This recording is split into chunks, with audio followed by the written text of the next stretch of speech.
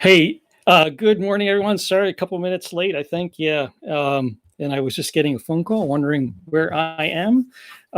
So, good morning, all. Hope you guys are all doing well. So, I think I saw, yeah, Sherry recognized the ration card from World War II. Actually, it was a booklet. This is just a photocopy I made of, I saw one. I know that I may even have one somewhere from my grandparents, or maybe my mom has it. I don't remember, but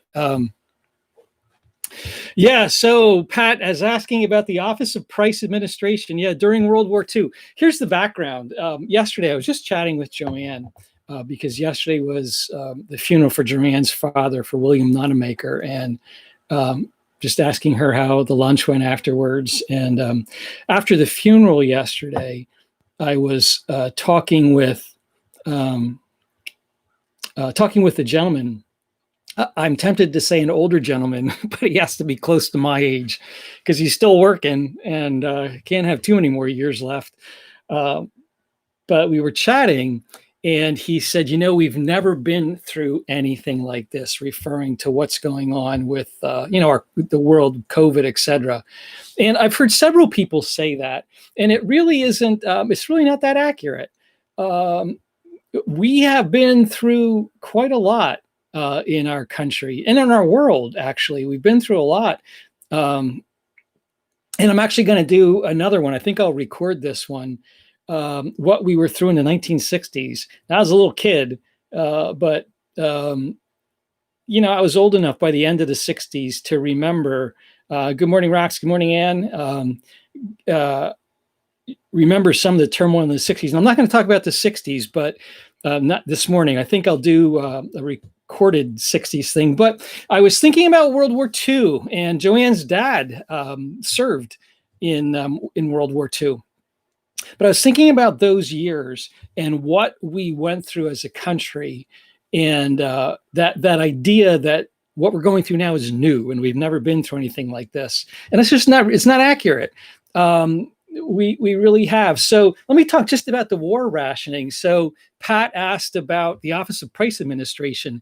So in right after Pearl Harbor, which I could quiz you and see if anybody knows the dates. 1941. So early in 1942, when our government, our whole country, our economy shifted gears and started focusing on the buildup of our military when we entered the war.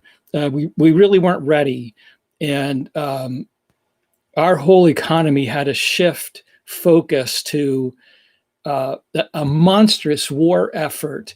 And so, Pat, in answer to what you were commenting on, the government formed the Office of Price Administration. Doesn't exist today. But what they did is that federal government office, yep, you got it, Pat, December 7th, 1941, a day that will live in infamy.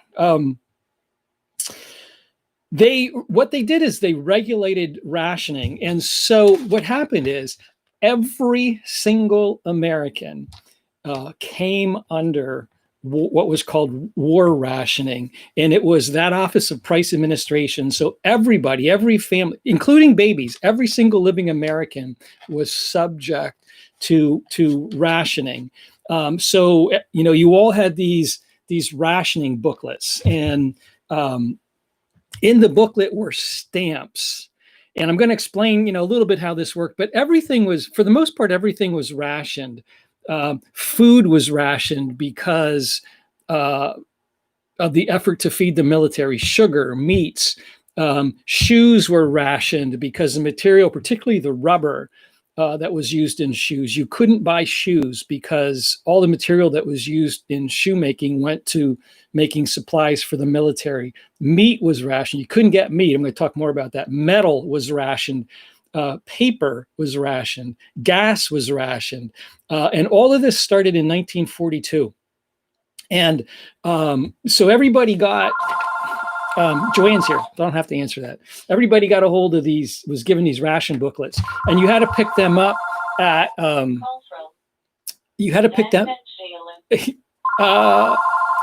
think Joanne's here.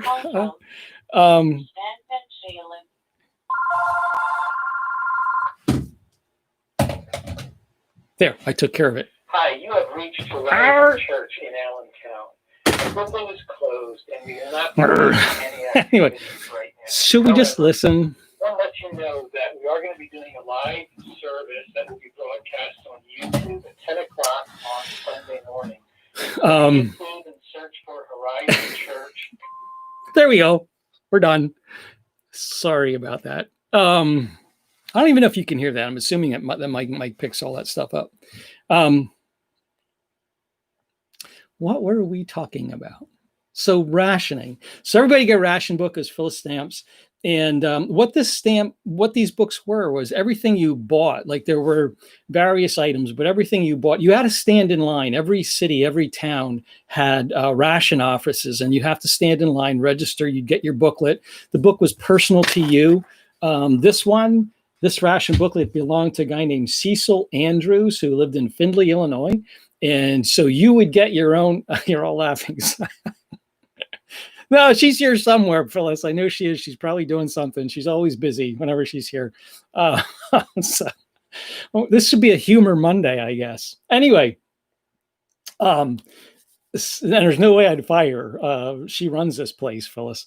Joanne, we're talking about. So you would get your ration booklet, and I think if I understand these, I don't know exactly, but they were good for a month at a time. And you would get a certain number of stamps, and that was it. When you were out of stamps, you were done. So one example, bacon, for example. Bacon was about 30 cents a pound back in 1942, the equivalent of $5 today. You could buy bacon for 30 cents a pound. However, in 1942, bacon also cost you 7 stamps. You couldn't buy bacon without handing in 7 stamps. And that's, by the way, if you could find it. One of the other things I was reading about, and was also told that a lot of times, just like today, there were certain things that were short on supply, certain meats, for example, that you just couldn't get. So if you could find bacon, 30 cents a pound, but it cost you 7 stamps. Now, if your family had a total, and this is one of the examples, so family of 4, if you had a total of 64 meat stamps for the entire month, and 1 pound of bacon cost you 7, you're using 7 of your stamps for one meal, one meat meal. You're going to run out. You're not going to have enough to last you the month. So meat, for example, was in short supply. So that's where they worked. That's where they worked. Everything had a certain number of stamps. You guys all heard, I'm sure, like about the sugar shortages during the war. Maybe you didn't, but sugar was really hard to get a hold of. In fact, well, we'll talk a little bit about that in a later. So that's the way it worked. You had these stamps, and you had to also trade in stamps whenever you bought items during the war. Tires, for example, the average American was not allowed to buy tires because rubber was in such short supply. It was really needed for the military. When you think about the millions of airplanes and Jeeps, and all the war material that needed rubber, boots, clothing, even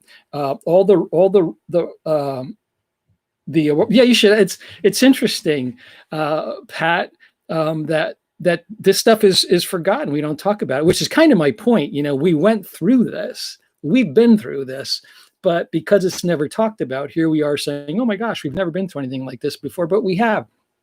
So you could not buy tires because of the need to equip our military. So the average person wasn't allowed to buy tires, for example. Now, there were certain essential workers, doctors, nurses, firemen, policemen, certain businesses who are responsible for delivering items to grocery stores, for example. You were allowed to buy tires. However, you could, if you needed tires, if you were some of those essential workers, you couldn't just go out and buy them. You actually had to apply, again, at some of those government offices, the Office of Price Administration or your local rationing board, and they would determine whether or not you were allowed to buy tires if there was a need. In schools all across the country, schools started shifting focus. Schools were starting to teach about, they made do stuffing paper in their shoes because you couldn't buy shoes. But schools started teaching classes, for example, in how to patch a tire. This was true for bicycle tires as well as regular tires, because you couldn't buy them. Now, here's the interesting thing with things like this, just like today, don't think that our world is any different. Just like today, it wasn't that just everybody just complied and went along with all this kind of stuff. People actually, they advised you to write down the serial number of your tires, because tires were so regularly stolen during this particular time. So you kept a track of the serial number of your tires, so that if your tires were stolen, you could report it to your police department, and they would actually keep track of somebody driving around on tires who didn't have tires before, and they'd stop them and check the serial number of their tires. So that stuff was going on. You couldn't buy gas. Gasoline was restricted starting in 1942.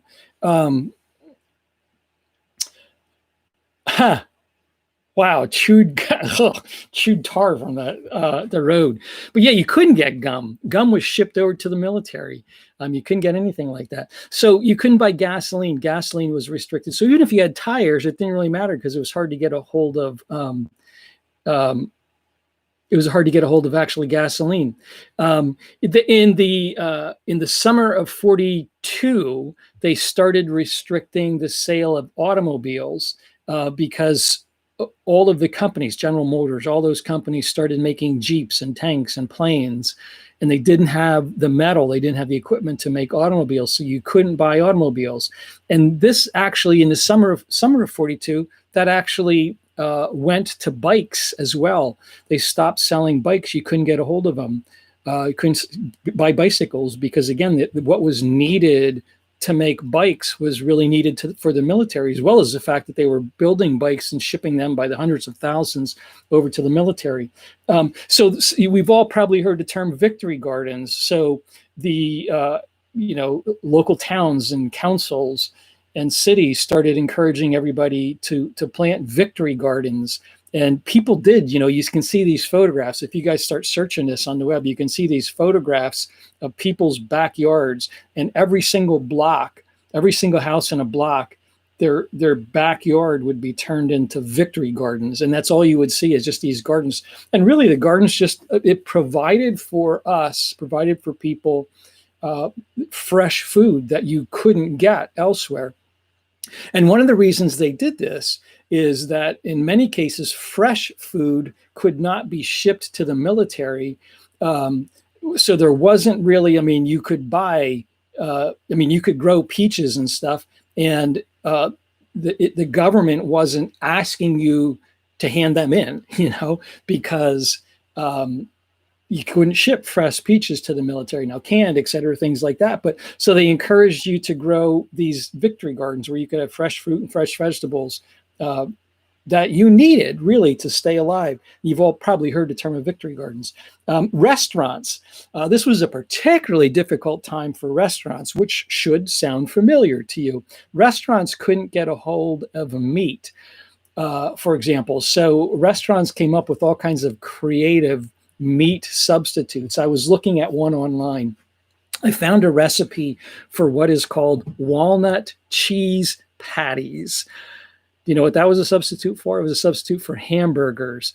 So yeah, you couldn't get burger, you couldn't get hamburger.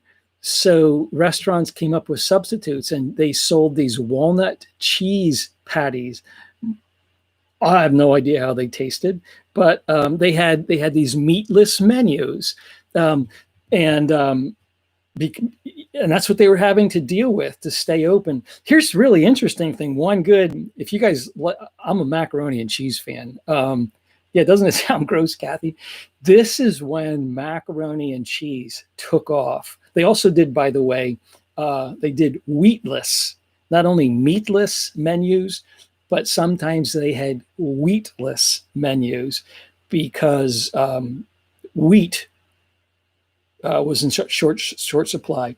But Kraft was able to really take advantage, and Kraft started selling the sale of macaroni and cheese. Kraft macaroni and cheese exploded during the war. Number one, it was very cheap to make, cheap to sell, and it required very few ration points. So you could buy a lot of macaroni and cheese from Kraft, and you weren't, you were not surrendering a lot of money or a lot of victory points. And I remember reading, gosh, I can't remember the number, but it was millions and millions, tens of millions of boxes of Kraft macaroni and cheese were sold during the war. Now, of course, all this, just like today, like I was talking about before, don't think that every American just smiled and complied and went along with this. All this stuff. Just like today, there was all kinds of resistance to this. There was hoarding. So, for example, if you discovered that a certain store had a supply of sugar, you could go and people would try to buy up the sugar. Or if they heard on the news, say, for example, they heard next month bread is going to be rationed, then people would run to the stores and they'd buy up all the bread, and the stores would be out of bread. So there was all kinds of hoarding. Hoarding led to black markets. So you remember in the early days of COVID when, some of those fools were buying up 50,000 containers of hand sanitizer, which somebody did. Bought up 50,000 containers of hand sanitizer and then toilet paper, and they tried to sell the hand sanitizer for like $20 a container on Amazon, and they eventually got shut down. Same thing was going on then. There was a black market that developed for food. People would, even though your food stamps were yours, they belonged to you, had your name on the book, people figured out ways to barter and to trade their food stamps. And people figured out how to forge these ration books and these food stamps. And so every single day in a newspaper, you can look this up, there'd be articles about who was arrested for forging food stamps, or who was arrested for bartering food stamps, or who was arrested for hoarding. There were all kinds of laws that were passed as this developed. There were some items, you did all of our packaging today, where you go and buy a package of thing in shrink wrap plastic or whatever. A lot of that developed because at that time, so much was sold in these metal containers, and today they're antiques. Those metal cookie containers, or metal coffee containers, or metal flour containers, and metal was needed. So they for the war effort. So they had to come up with other different packaging products. So one of the things they did, they passed laws and they said, you cannot buy flour unless you bring your empty container into the store. Not just for flour, but that was for other things. So they had these laws that were passed dealing with a lot of the cheating that went on. And they said essentially, if you don't bring your coffee container back, your empty coffee container, I'm not going to sell you more coffee. It was their way of not only rationing metal, but also trying to cut down on the hoarding. So, you can find pictures of long lines outside of the ration boards in certain towns, ration boards, where people had to go buy their ration books every month.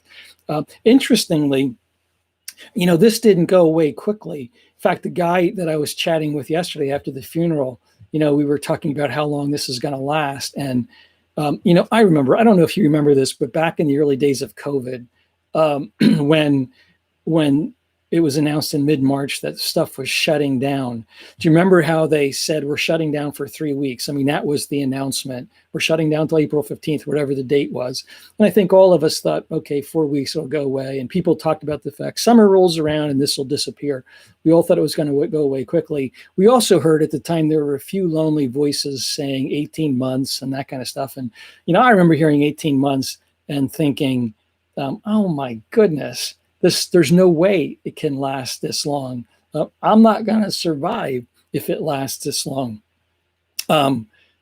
And people keep asking me how long are you going to be doing these morning prayers? Because, every day of preparation drives me bonkers. But, I keep saying as long as this lasts. And I think 18 months, I'm not sure I can do this for 18 months. But, this stuff lasted for years. It lasted during the entire war that people were having to deal with. It's 42, 43, and into 1945. In fact, it took a while for when the war ended in 45, it took a while for the shift to be able to be made back to supplying the U.S. because there was so much damage worldwide. And the U.S., we take a lot of heat, but because of the compassion that generally is true about the United States, we were helping to rebuild Germany and Japan, as I'm sure some of you know, at least parts of Germany. So sugar was rationed. It was one of the last items that the rationing ended. Sugar was rationed until 1947. So from 1942, 43, 44, 45, 46, and into 1947, sugar was rationed. And thanks, Rox. I just mean everybody's dealing with this, not just me. Everybody's wondering, gosh, how long are we going to be able to do this? But yeah, so you couldn't get sugar until 1947 in our country. So it lasted a long time. So all that to say, and I don't know, for me, this gives me hope, this sense of we have been through this before, in some ways, even worse than what we're dealing with today. What went on during those years was much more difficult than what we're dealing with. That does not mean, I do not mean to in any way belittle the people, anybody who's really struggling and suffering, because it's happening out there. There are places where what people are dealing with is horrendous. But probably fewer cavities. Yeah, probably generally healthier in some ways, the average person. But we've been through this before. And, for those of you who had families, or, it's funny how, I found, this is a photocopy, but I remember, man, time goes so fast. I'm sorry, but keep looking at how long I'm talking. I remember looking at ration booklets for my grandparents. I don't remember where I found them. Like I said, maybe my mom still has them, but they didn't talk about it, and they got through it. They went through the hardship, and then they kind of got on with life, and all that was in the past, and now it's a memory. And it's going to be the same thing for us. We're going to get through this, and it's going to be hard, and then we're going to tell stories. And, there's going to come a time when it's going to be, hey, do you remember when? And our kids are going to look at us in the same way that we think about this rationing stuff, and think about the fact that you couldn't get shoes and you had to stuff newspaper in the bottom of your shoes or straw or old cloth just, to get by. We did it. Your parents did it, and my parents and my grandparents did it, and we survived. And it taught us lessons that were important lessons. So all that, just this sense of those of us who think, gosh, we've never been through this before. We have. You and I might not have, but we have. Our world, our country has been through difficult times. There are going to be difficult times ahead. We don't even know what they're going to be, but there's going to be difficult times ahead of us as well. And we will get through it. It's going to require compassion. And just as there was, I talked about the cheating that went on during these years, the same thing's going on today. People are not any different than they were then. So, I find that encouraging to recognize that within the lifetime of people we know and our family members, we have been through extraordinarily difficult times, and we made it. And we will go through them again, and we will make it. And it requires a lot of compassion, a lot of patience, and a lot of giving grace and giving forgiveness, a lot of fortitude and a lot of courage. And we have it. God's Spirit will help us with that in abundance. God will help us with that. So let me pray and ask God's Spirit to be with us. And I hope you guys will be praying for Joanne's family and also praying for Aaron Green. Aaron's mom passed away yesterday. So, you know, that was a difficult time for Aaron. 2 weeks. Well, it's not my story to tell, but you'll be praying for Aaron too. So let's pray. All right. God, I want to thank you for your goodness. God, thank you for the fact that I thank you, God, that in some ways, the difficult times we forget, they become stories. It doesn't minimize the difficulty we're going through. It doesn't minimize the difficult times that people have lived through. But in some ways, God, you know, they become stories. And here we are looking back at what our country went through. People we know and love went through it. And it was hard. And they had to be creative. And they survived. God, help us to have the same kind of fortitude and courage that those people had. God, thank you for the fact that we know we can trust you, that we are not in control of our world, but we believe that you are. So I pray, God, that you'll help us to trust you as we walk through some difficult times. Help us to have hope and to have courage. Pray for Joanne's family. God, I pray that you'd be comforting them. I pray for Aaron Green and her family as well. Pray, God, thank you for answering prayers in both those cases, for both those families. I pray, God, that you'd help them to be able to hold on to the hope that we have because of Jesus. And I pray this in Jesus' name. Amen. All righty, everybody. Thank you much. And love you guys all. And I was sitting here before this during my little time reading up on the 1960s. So I might do a taped one for what we went through in the 60s. And just looking at who's listening, we lived through it. We lived through the 60s. And I just want to remind you of the turmoil, the social turmoil and upheaval we went through in the 60s. I don't know what day that is, but not only talk about the war rationing, but talk about the social turmoil we went through then. So, yeah. So, Phyllis, I don't know. Were you at Woodstock, Phyllis? I forget how many billions of people say they were there. So, anyway, love you all. And I hope you guys have a good day.